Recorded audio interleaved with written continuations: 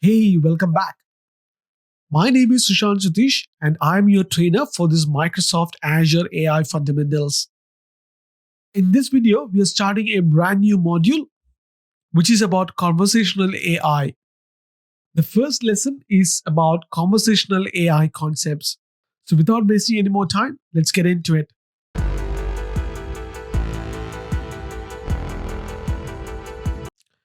In today's connected world, people use a variety of technologies to communicate. We use voice calls, messaging services, online chat applications, social media platforms, email, and collaborative workplace tools. We have become so used to this ubiquitous connectivity and that we expect the organization we deal with to be easily contactable and immediately responsive through the channel we already use. Additionally, we expect these organizations to engage with us individually and to be able to answer complex questions at a personal level. So, what is conversational AI? While many organizations publish support information and answers to frequently answered questions or FAQs that we can access through a web browser or dedicated app, the complexity of the system and services they offer means that answers to specific questions are hard to find. Often, these organizations find their support personnel being overloaded with requests for help through phone calls, email, text messages, social media, and other channels. Increasingly, organizations are turning to artificial intelligence solutions that make use of AI agents, commonly known as bots, to provide a first line of automated support through the full range of channels that we use to communicate. Bots are designed to interact with users in a conversational manner, as shown in the example in the chat interface.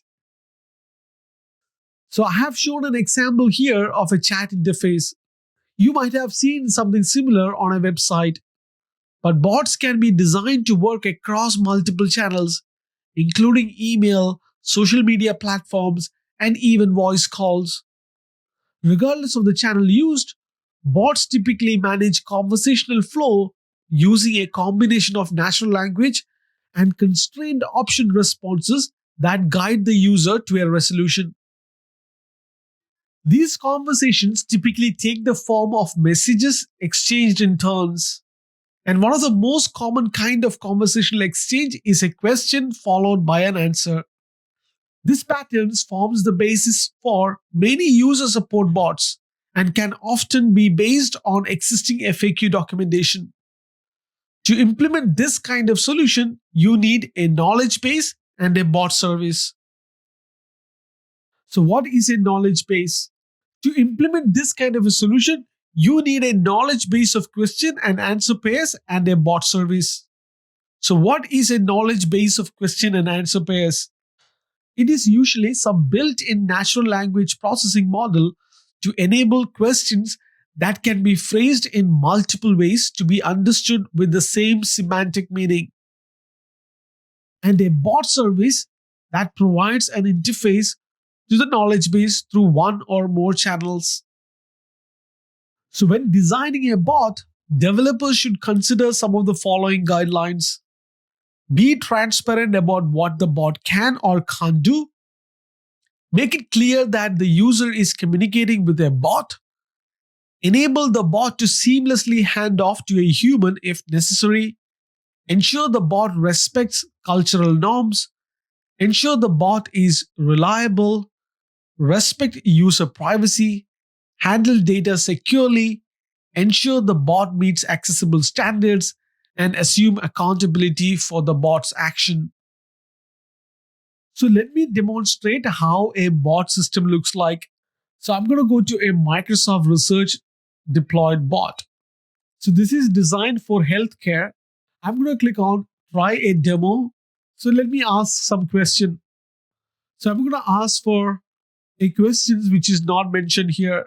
So I asked, I'm having a headache, but the spelling was wrong. But the bot is asking, did you mean I'm having a headache with the correct? I'm going to select yes. So it is asking me to provide some additional information. So I'm going to give none. I'm going to put my age, select the gender, how strong is my headache. As you can see that the bot is collecting a lot of information which is required before proceeding me to the hospital or taking my case to the doctor. No, I don't have a sore throat. Do I have a similar headache in last 3 months? No.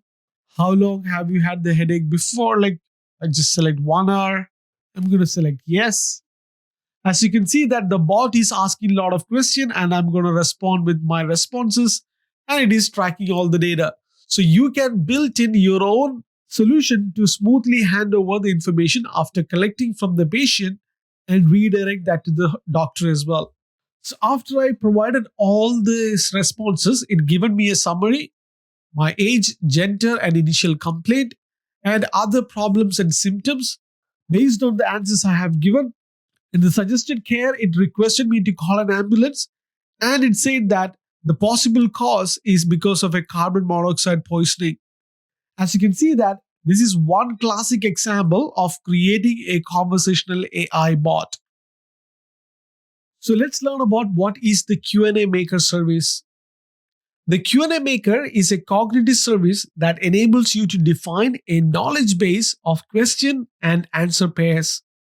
You can create the knowledge base by entering questions and answers, or you can import an existing frequently asked question list. And you can also augment your questions and answers with a built-in chit-chat sources that include common conversational exchanges as well. After creating the knowledge base, you train a model based on the question and answer data and publish it as a service.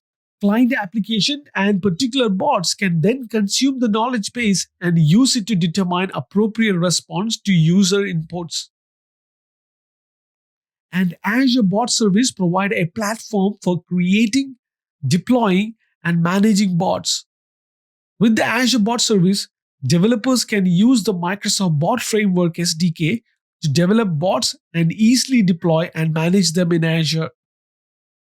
By using the Azure Bot Service, you can easily integrate your bot and Azure Cognitive Services like Language Understanding and Q&A Maker and connect your bot to multiple channels to support as web chat, email, and Microsoft Teams and others.